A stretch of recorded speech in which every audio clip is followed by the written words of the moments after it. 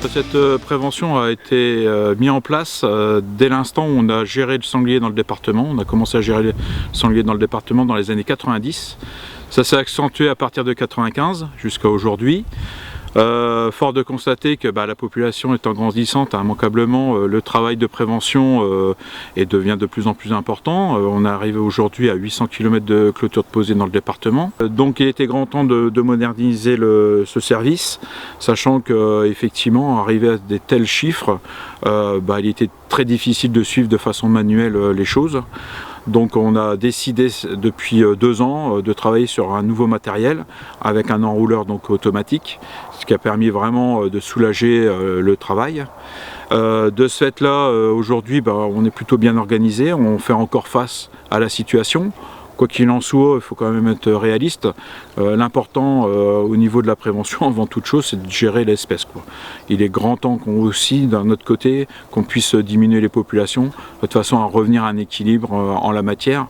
Parce que même en modernisant le service, il arrivera à un moment donné, on n'arrivera plus à suivre non plus au niveau de la prévention, il ne faut pas se leurrer. Bon, là, on va installer la poulie pour guider le câble. Lorsque ton nœud il vient frapper la plaque, et ça tape sur le nœud, puis ça t'éclate le nœud, la végétation qui reste enfilée tout autour. Puis comme ça, une fois que le nœud il est passé, tu n'as plus de végétation dessus. Ensuite, tu as la poignée de guide, tu vois là. Donc ton fil il passe ici, donc ça rembobine toujours du haut vers le bas. Ton fil il vient là. Et en plus, tu as les 2 poignées de sécurité. Donc tu en as une là que tu es obligé de presser légèrement, effectuer une légère pression dessus.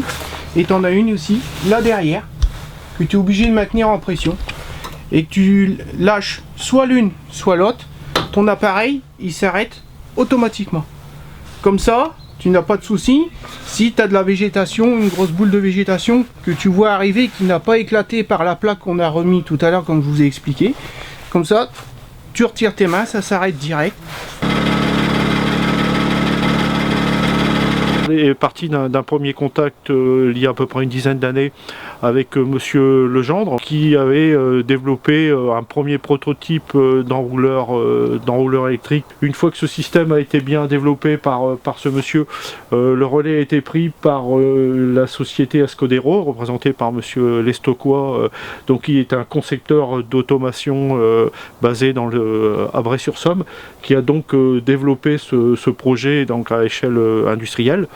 Là encore, il y a eu beaucoup d'évolution du matériel, beaucoup d'évolution technique et d'adaptation. Rembobiner du câble métallique, il y a des précautions à prendre, et d'autant que tout ce système fonctionne à l'électricité et également en composants électroniques, donc une nécessité d'avoir quelque chose de fiable et surtout qui permette à nos personnels de travailler en toute sécurité. Alors, au niveau de l'organisation du travail, donc une équipe à l'ouest du département qui est constituée de Robin et de Baptiste, et à l'est donc Maxime et Mathieu, plus Jean-Philippe qui permet de renforcer plus ou moins les équipes en fonction du travail. Cette année, on a rajouté donc un achat de matériel nécessaire également, qui a été donc l'achat des pick-up. Donc il y a un pick-up par équipe, équipé également donc d'une remorque avec l'enrouleur. Lorsqu'on travaille en binôme ou même qu'on est à 3, pour gagner encore plus de temps, moi je m'occupe de l'appareil, de rembobiner avec l'appareil. Et puis Maxime, comme tu as là une fourrière comme là, voilà ici, il le fait à la main. Donc là tu vas encore gagner, si moi je fais 600 mètres avec l'appareil, je vais mettre 3 minutes et demie. Lui il va faire 200 mètres, il va mettre 3,5-4 minutes. Si tu gagnes de 20 à 30 minutes quand tu es tout seul avec l'appareil, et là tu vas encore en gagner 35-37 minutes. Donc là au niveau du gain de temps, c'est non négligeable quoi. Au niveau de la procédure, les agriculteurs qui sont embêtés avec des dégâts nous appellent directement au siège. C'est Charlotte qui prend l'essentiel des appels. À partir du moment où Charlotte a donc l'appel de l'agriculteur, transmet un mail directement aux agents concernés, aux 2 équipes qu'on peut avoir dans le département, et ça permet d'être assez réactif. Il sème cette semaine, dès qu'il part semer, il nous appelle. Et la pause, il faudra qu'on la fasse du jour au lendemain. Donc s'il sème demain après-midi, mercredi matin, on fonce là-bas, on pose tout de suite. Les grosses périodes, c'est le printemps, c'est l'automne. Alors l'automne, c'est le démontage des clôtures, mais aussi on commence à reposer sur certaines cultures telles que le colza et ensuite le blé, au moment des semis de blé.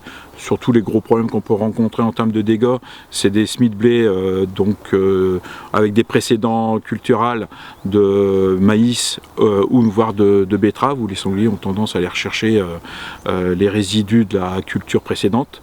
Donc ça, c'est pas sans poser de problème. Et également une période qui est aussi assez délicate un peu plus tard dans l'automne, c'est la pose de clôture autour des pâtures pour limiter en fait les dégâts dans les pâtures pendant la période hivernale. Donc ça fait qu'au final, sur l'ensemble de l'année, le service est plus que sollicité et donc partant de là, ça demande une certaine organisation. En termes d'appels sur l'année, ça représente aux alentours de 800 à 900 appels quand même, faut quand même le souligner. Et en termes de parcelles protégées, on est sur de l'ordre de 700 parcelles de protégées sur l'année.